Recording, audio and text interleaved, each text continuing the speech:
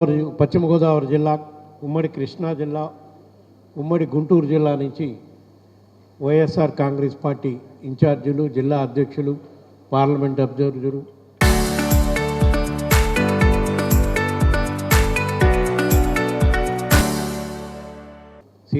Senior నాయకులందరితో సమావేశం ఏర్పాటు చేయడం జరిగింది. ఈ సమావేశంలో ప్రధానంగా మచిలీపట్నం పోర్టు నిర్మాణం ఏ విధంగా ఆపేసే పరిస్థితికి వచ్చింది ఈరోజు, దానిపై ప్రభుత్వం కళ్ళు తెరిపించి ఆ పోర్టు నిర్మాణాన్ని త్వరితగతిన ముగించి రాష్ట్ర ప్రజల్లోకి అందుబాటులోకి తీసుకురావాలనే ప్రధాన ఉద్దేశంపై ఈరోజు ఈ కార్యక్రమం ఏర్పాటు చేసుకోవడం జరిగింది. ఈ సందర్భంగా వివిధ నియోజకవర్గాల్లో రాష్ట్ర వ్యాప్తంగా జరుగుతున్న వివిధ పరిణామాలన్నీ కూడా చర్చించుకోవడం జరిగింది. అందులో ప్రధానంగా మీరు అడుగుతున్నారు, ఈరోజు రాష్ట్రంలో డీజిల్ పెట్రోల్ కొరతల వల్ల ప్రజలు ఇబ్బందులు పోయే పరిస్థితి వచ్చింది. దానిపై కూడా ఈ సమావేశంలో డిస్కస్ చేసుకోవడం జరిగింది. దేశంలో ఎక్కడ ఏ రాష్ట్రంలో కూడా డీజిల్, కిరోసిన్, పెట్రోలు కొరత ఉన్న పరిస్థితి ఈరోజు దేశంలో ఎక్కడా లేదు, ఒక్క మన రాష్ట్రంలోనే ఉంది. అది చంద్రబాబు నాయుడు గారి విజనరీ పాలనలో మాత్రమే జరుగుతుంది. ఇక్కడ దీనిపై తక్షణమే ప్రభుత్వం స్పందించాలి. కేంద్ర ప్రభుత్వాన్ని కూడా డిమాండ్ చేస్తున్నాం మేము. రాష్ట్ర ప్రభుత్వం విఫలమైన పరిస్థితి ఉంది.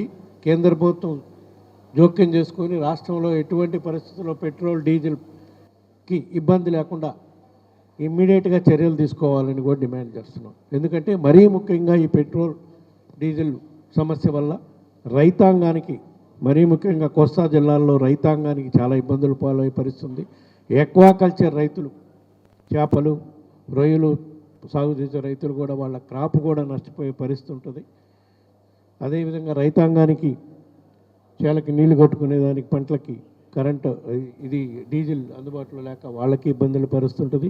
ఇక మామూలుగా అయితే అందరికీ, రాష్ట్ర ప్రజలందరికీ ఉపయోగపడే విధంగా ఈ ట్రాన్స్పోర్టేషన్ రంగంలో వచ్చే ఇబ్బందుల వల్ల చాలా ఇబ్బందులు సామాన్య మానవులు కూడా ఎదుర్కొనే పరిస్థితి ఉంటుంది. కాబట్టి ఇవాళ గుడ్స్ ట్రాన్స్పోర్టేషన్లో కూడా ఆగిపోయే పరిస్థితి ఉంటుంది. కాబట్టి దీనిపై తక్షణమే రాష్ట్ర ప్రభుత్వం స్పందిస్తే మంచిదే. స్పందించే పరిస్థితులు ఉన్నట్టు ఉంది. కాబట్టి కేంద్ర ప్రభుత్వమైన స్పందించి ప్రజలను ఆదుకోవాల్సిన అవసరం ఉందని చెప్పి ఈ సందర్భంగా డిమాండ్ చేస్తున్నాం. దీనిపై ప్రజలందరికీ ఏ విధంగా రాష్ట్ర ప్రభుత్వం విఫలమైందని తెలియజేసేదానికి కూడా రేపు రాష్ట్ర వ్యాప్తంగా అన్ని నియోజకవర్గాల్లో పెట్రోల్ బంకుల కూడలలో కానీ ఎక్కడొక నిరసన చేసే కార్యక్రమం కూడా పెద్ద ఎత్తున వైఎస్ఆర్ కాంగ్రెస్ పార్టీ తరఫున చేపట్టాలని చెప్పి మా పార్టీ అధ్యక్షుడు జగన్మోహన్ రెడ్డి గారి ఆదేశాల మేరకు రేపు ఆ కార్యక్రమం కూడా చేపట్టబడుతున్నాం.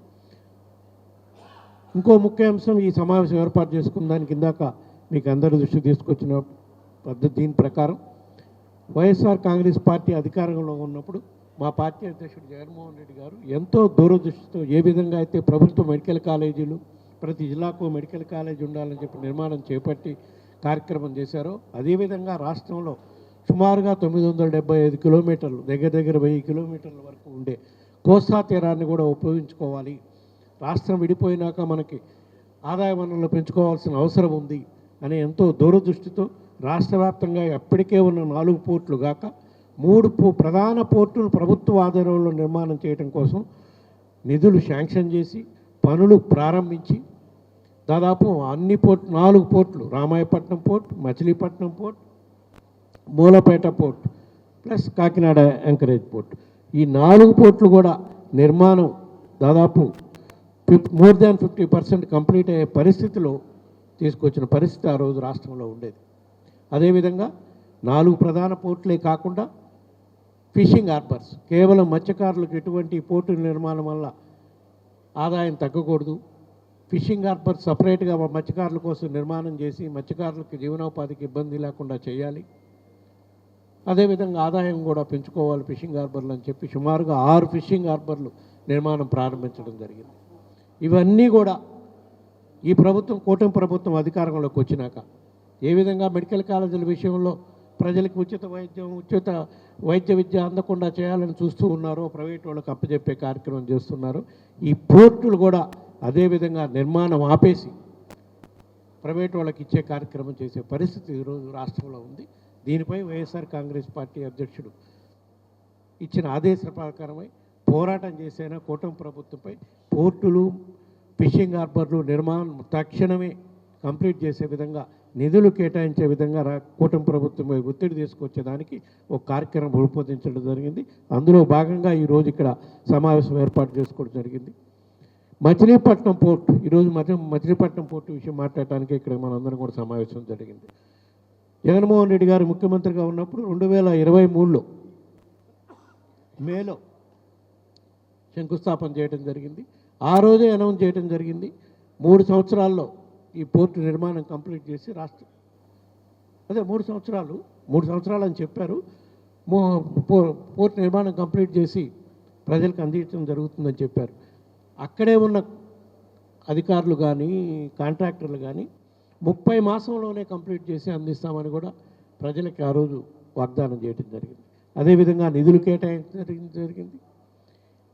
నిర్మాణం కూడా దాదాపు 50% నిర్మాణం అప్పటికే కంప్లీట్ చేసేపోయింది 2024 ఎలక్షన్స్ టయానికి. ఇప్పుడు చూస్తే ఎక్కడ పనులు అక్కడ ఆగిపోయాయి. జడ్జింగ్ వర్క్ ఆపేశారు, పోర్టు నిర్మాణం పనులు ఆపేశారు, ఎప్పుడు కంప్లీట్ చేస్తామని చెప్పే పరిస్థితిలో కూడా లేదు. ఇది ఒక మచిలీపట్నం పోర్టు గురించే నేను మాట్లాడుతున్నాను. అప్పుడు స్టార్ట్ చేసిన అన్ని పోర్టులు కూడా కంప్లీట్గా నిర్మాణాలు ఆపేసిన పరిస్థితి ఉన్నాయి. ఈరోజు ప్రధానంగా రామాయపట్నం, మచిలీపట్నం, మూలపేట ఈ 3 పోర్టులు కూడా నిర్మాణం కంప్లీట్ చేసి ప్రజలకు అందుబాటులోకి వస్తే ప్రజలకి పారిశ్రామికంగా అభివృద్ధి జరగడానికి ఎంతో దోహదపడతాయి. పోర్టుల్లో అందుబాటులోకి వస్తే ఆదాయ వనరులు పెంచుకునేదానికి రాష్ట్రానికి ఎంతో అవకాశం ఉంటుంది అని చెప్పి ప్రభుత్వంపై ఒత్తిడి తీసుకొచ్చే కార్యక్రమం చేయాలని. ఎందుకంటే దాదాపు ఈ 3 పోర్టులు, 6 ఫిషింగ్ హార్బర్లు మొత్తం నిర్మాణానికి కూడా సుమారుగా 15,000 కోట్లు అయితే ఆ రోజు తయారు చేసిన ఎస్టిమేట్స్ ప్రకారం అన్ని పోర్టులకి ఫిషింగ్ హార్బర్స్కి ఫైనాన్షియల్ క్లోజర్ కూడా కంప్లీట్ చేసి నిర్మాణం స్టార్ట్ చేయడం జరిగింది. సుమారుగా 7,000 కోట్లు ఖర్చు పెట్టడం కూడా జరిగింది. దాదాపు ఇంకొక 7,000 కోట్లు ఖర్చు పెడితే ఈ 3 పోర్టులు, 6 ఫిషింగ్ హార్బర్లు కూడా రాష్ట్ర ప్రజలకు అందుబాటులోకి వస్తాయి. వాటన్నింటినీ కూడా ఆపేసి అవి ప్రైవేటీకరణ చేసే ఉద్దేశంతో ఈ కూటమి ప్రభుత్వం పనులు ఆపేసే కార్యక్రమం చేశారు. దానివల్ల రాష్ట్ర ప్రజలకి తీవ్ర అన్యాయం జరిగే కార్యక్రమం ఉంది కాబట్టి దీనిపై తీవ్రంగా ప్రతిఘటించాలనే కార్యక్రమం నిర్ణయించడం జరిగింది. దీనిపై మచిలీపట్నం పోర్టు నిర్మాణం ఏ దశలో ఉంది, ఏ దశలో పనులు ఆపేశారు, వీటన్నిటిపై ప్రత్యక్షంగా ఆ పోర్టు పర్యటన పెట్టుకునే కార్యక్రమం కూడా ఈరోజు చేయాలని చెప్పి నిర్ణయించడం జరిగింది.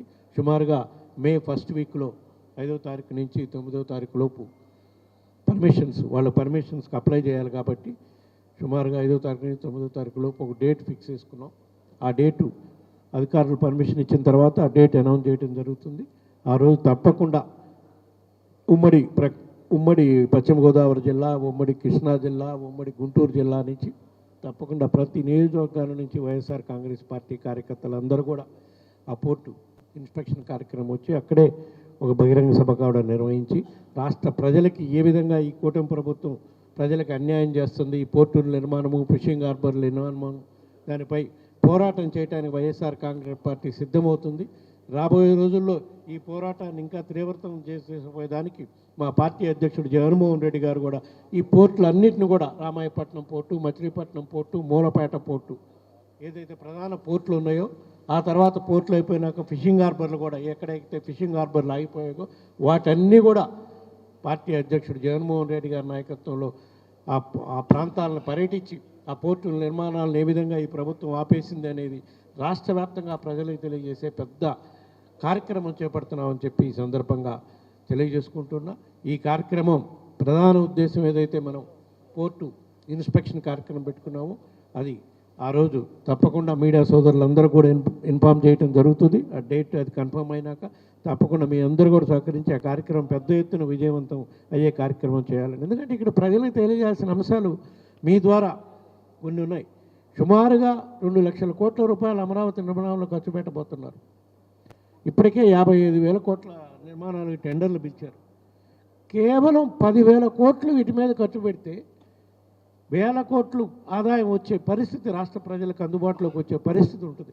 వీటి మీద పెట్టడానికి మా ప్రభుత్వం ముందుకు రాకుండా ఎక్కడ జగన్మోహన్ రెడ్డి గారికి కంప్లీట్ చేస్తే ప్రజలకు మంచి పేరు వస్తుందో, ఎక్కడ ఈ నిర్మాణం చేస్తే ప్రభుత్వానికి ఇది వస్తుందో అనేది ఆలోచన చేసి కేవలం వాటిని ప్రజలకు అందుబాటులోకి రాకుండా చేయటం కోసం ఈ ప్రభుత్వం కుట్రపూరితంగా చేస్తుందనేది ప్రజలకు తెలియజేయాలని చెప్పి ఈ సందర్భంగా తెలియజేసుకుంటూ ఈ కార్యక్రమాలు ప్రధాన పోర్టులు పర్యవేక్షించే ఇన్స్పెక్షన్ చేసి ప్రజలకు వాస్తవాలు తెలియజేసే కార్యక్రమం ఈ పర్యటనల ద్వారా చేయాలని చెప్పి ఈ సందర్భంగా అందరికీ తెలియజేసుకుంటూ మీ అందరి సహకారం కూడా కావాలని, మీడియా సహకారం కూడా కావాలని చెప్పి ఈ సందర్భంగా తెలియజేసుకుంటూ సెలవు తీసుకుంటున్నాను.